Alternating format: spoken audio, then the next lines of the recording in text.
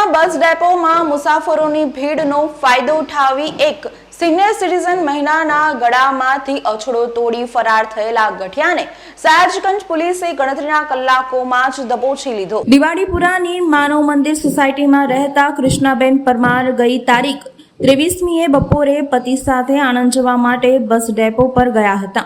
તે દરમિયાન platform number 10 ઉપર એક બસ આવતા પતિ બોર્ડ વાંચવા ગયા હતા અને તે દરમિયાન એક ગઠિયો તેમના ગળામાંથી 1 તોલાની ચેન તોડી ફરાર થઈ ગયો હતો। આ બનાવ અંગે સયાજગંજ પોલીસના પીઆઈ જે.એ.